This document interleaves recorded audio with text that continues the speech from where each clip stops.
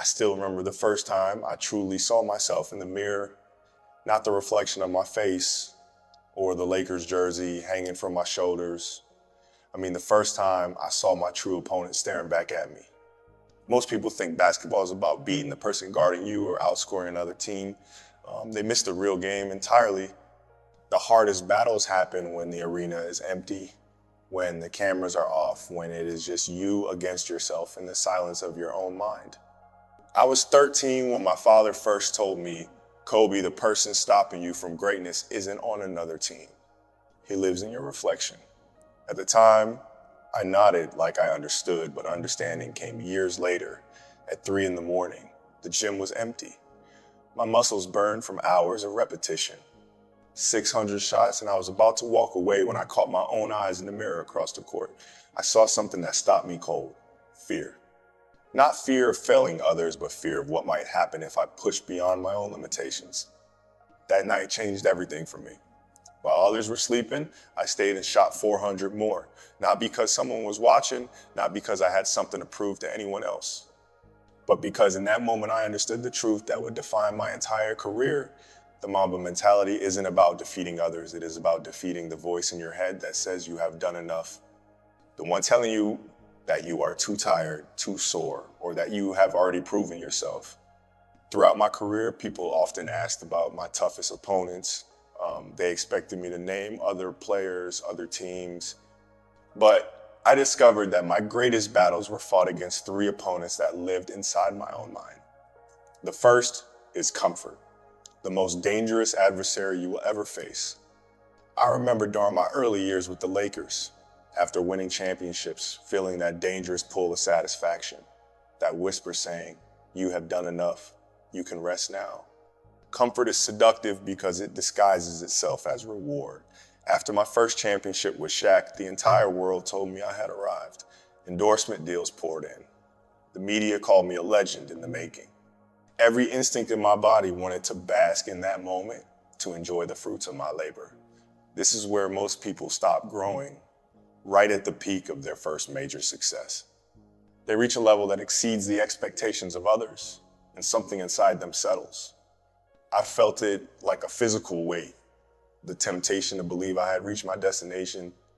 But late one night, watching film of the finals, I saw moments of hesitation in my game, decisions that came from habit rather than intelligence, movements that were good but not yet great.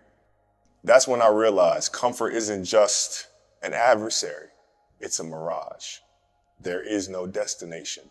There is no arrival. There is only the next level of your potential waiting to be explored. The most dangerous thing about comfort is how reasonable it sounds. You worked hard, you deserve a break. No one else is putting in this much effort. You've already proven yourself. These thoughts don't sound like enemies. They sound like the voice of balance, of wisdom. But for those pursuing mastery, these are the deadliest thoughts you will ever encounter. They don't attack your abilities, they attack your hunger. They don't question your talent. They soothe your ambition into a peaceful slumber. The second opponent is doubt, not the doubt others place on you that is easy to transform into fuel.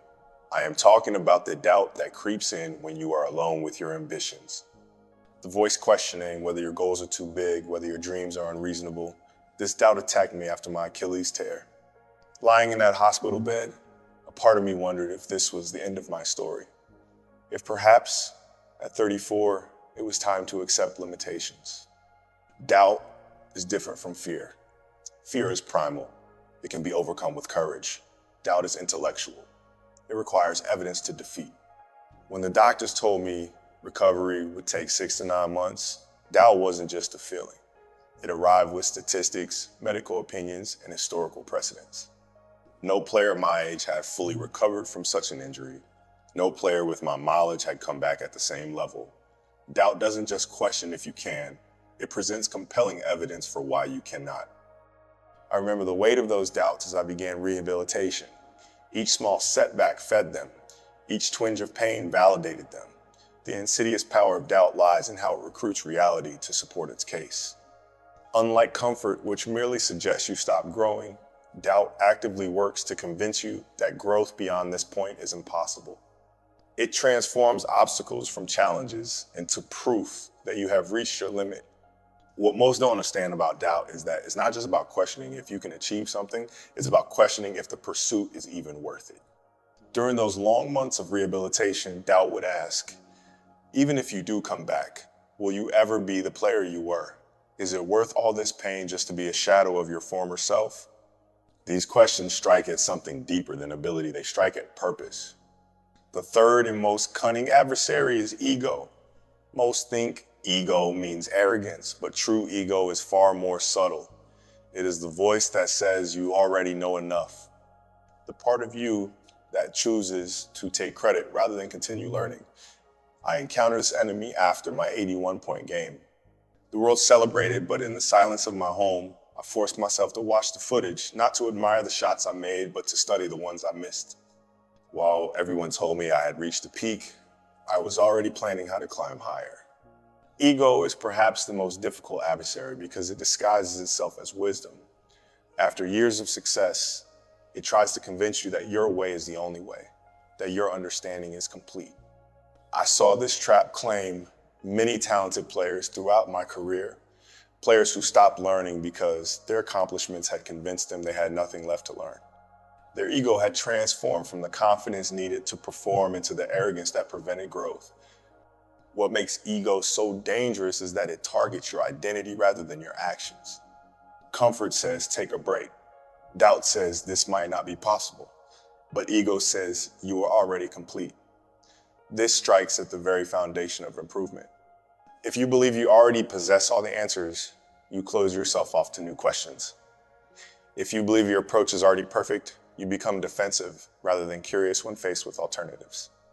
I fought my ego daily by embracing what I call cultivated ignorance, the practice of deliberately viewing situations as if I knew nothing about them. Before each season, I would question every aspect of my training, my nutrition, my mental approach.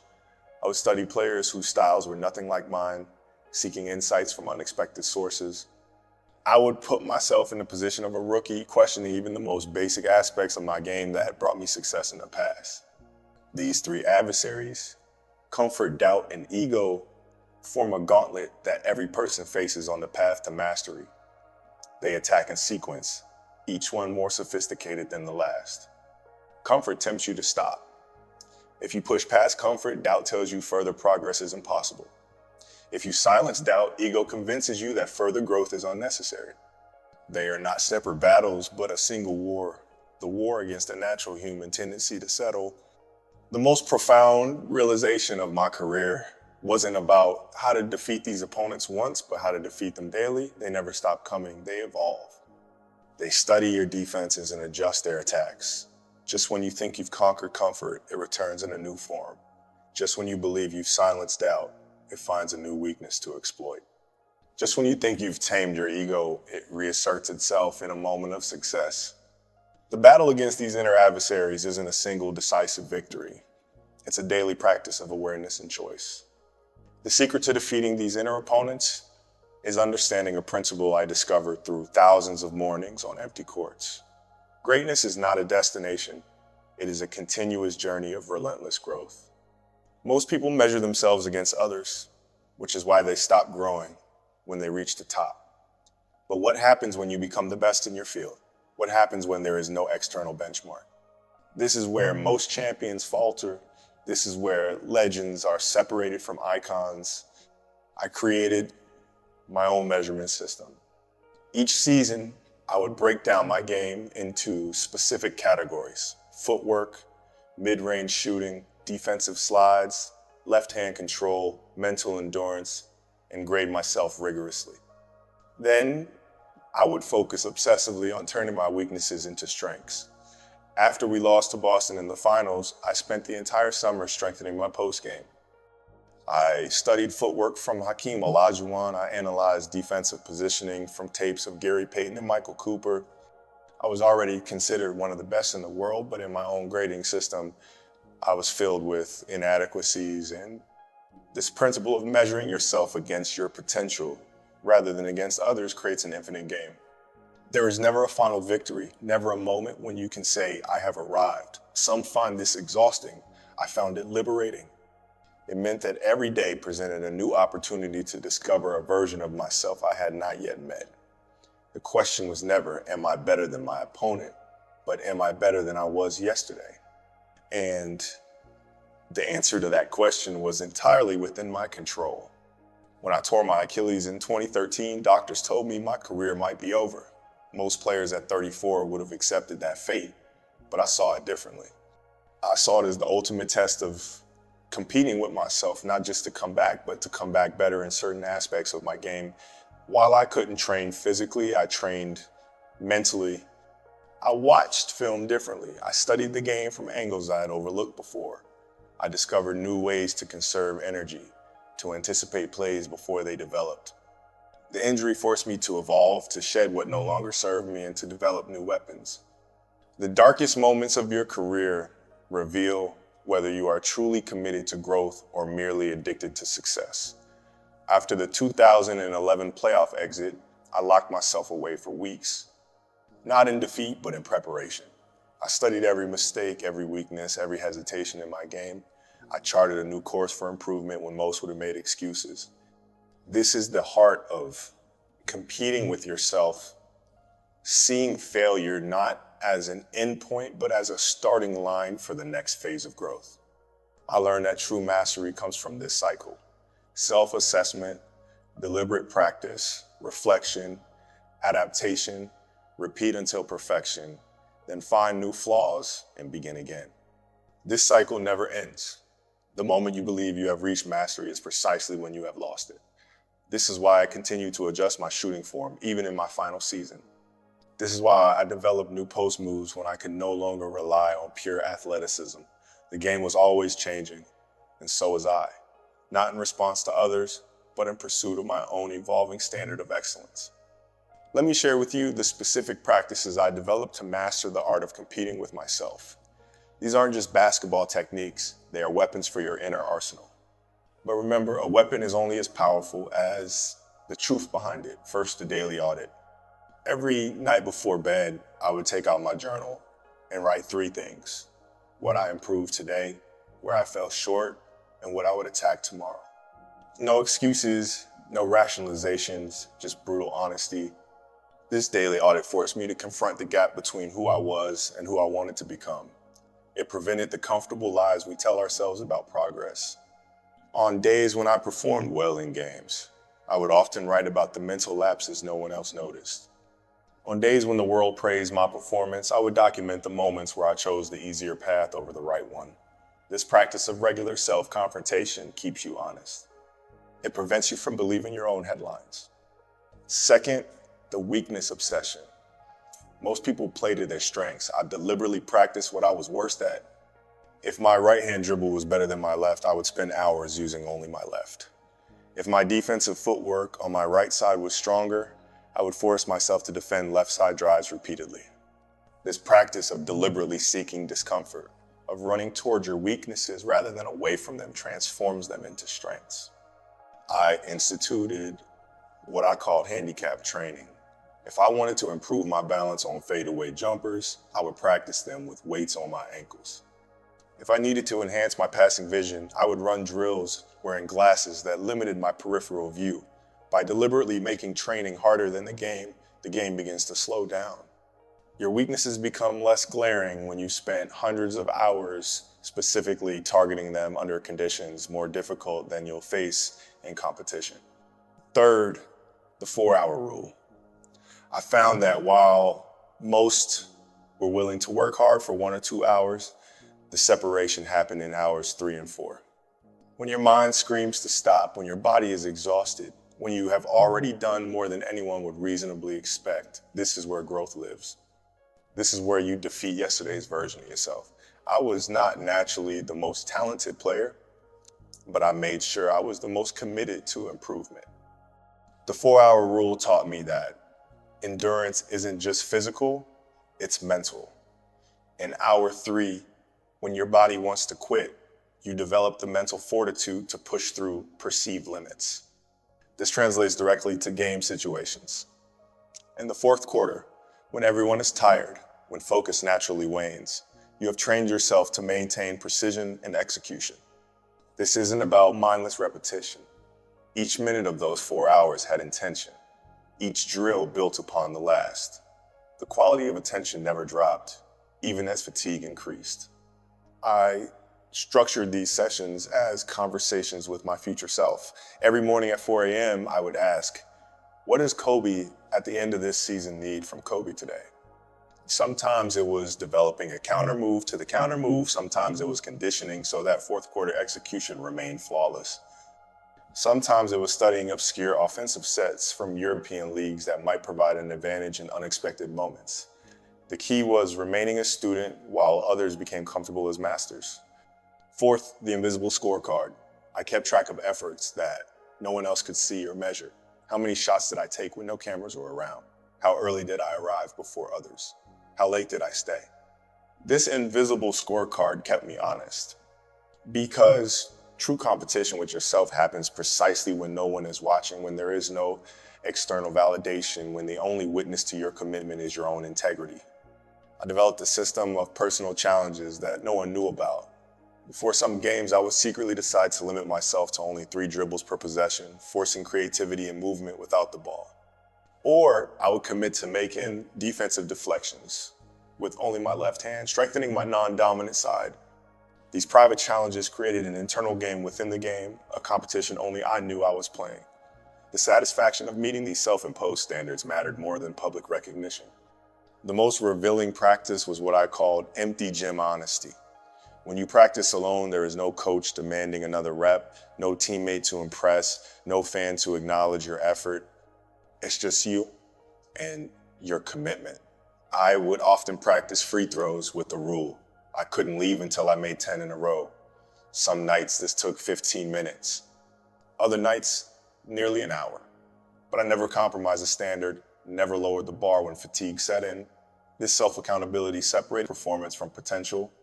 Anyone can perform when others are watching. Competing with yourself happens in the moments no one will ever see or applaud. The greatest victory in competing with yourself comes when you no longer need external validation to know your worth. I remember after scoring 60 points in my final game, amid the roaring crowd and celebration, feeling a quiet satisfaction that had nothing to do with the score. It was the satisfaction of knowing I had emptied myself completely into the game I loved, that I had held nothing back, that I had competed with the highest version of myself until the final buzzer. This is what the Mamba mentality truly means, not just outworking everyone else, but outworking your own expectations. Not just defeating external opponents, but conquering the comfort, doubt, and ego that live within. The championship rings are in a display case. The scoring records are in the books. But the real triumph was in those countless private moments when I chose growth over comfort, when I chose to compete with my own potential rather than rest on achievement. The ultimate victory isn't found in comparison to others, but in comparison to your potential. After my retirement, people asked if I missed the competition. They didn't understand that the competition never stopped. It just changed form. Now, instead of competing on a court, I competed in new arenas, storytelling, business, coaching my daughter's team. The opponent remained the same, the shadow of what I could become if I dedicated myself fully to each new pursuit. What most don't realize about competing with yourself is that it's not about punishment or relentless dissatisfaction. It's about honoring the gifts you've been given by refusing to place limits on their expression. It's about respecting your potential enough to pursue it with everything you have. After games where I scored 40 points, reporters would ask if I was satisfied. The question itself revealed a fundamental misunderstanding. Satisfaction isn't found in outcomes, but in the integrity of your approach.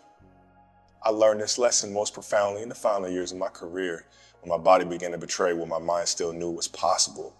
This is where the deepest competition with self occurs, when you must reinvent rather than merely improve. I had to compete, not just with my current limitations, but with the memory of what I once could do. This forced me to develop a game based on efficiency of movement rather than explosive athleticism, to rely on anticipation rather than reaction, to value each possession differently, knowing my time was finite. The beauty of competing with yourself is that it never ends. Even after retirement, even after the world moved on to new stars and new records, the competition continued within me. Not with bitterness or regret, but with the same curiosity and commitment that drove me as a rookie. Who could I become now? What new standards could I set? What unexplored aspects of my potential remained untapped? This mindset transforms aging from a process of decline into one of perpetual reinvention. Let me leave you with this truth. The hardest game you will ever play is against the person you could become if you dedicated yourself completely to growth. Most people never truly engage in this competition. They compete with others, achieve relative success, and then plateau. But the masters, the ones who transcend their fields, wake up every day ready to defeat their most formidable opponent, the ideal version of themselves that exists just beyond their current reach. The real legacy isn't what others say about you. It's not the highlights they replay or the statistics they recite. It's the standard you set in private that transforms who you are in public. It's the battles you fought against your own limitations when there was every reason to accept them. It's the relentless pursuit of growth when growth was painful, inconvenient, and uncertain. This is the competition that defines not just careers, but lives. Remember, the score in this game is not kept by others. It is not measured in points, dollars, or applause. It is measured in the quiet moments when you look in the mirror and know with complete honesty whether you gave everything you had to becoming the best version of yourself. That is the only scoreboard that truly matters. The only competition that never ends. The only battle truly worth fighting. Be better than you were yesterday. That's the ultimate victory in the game of life.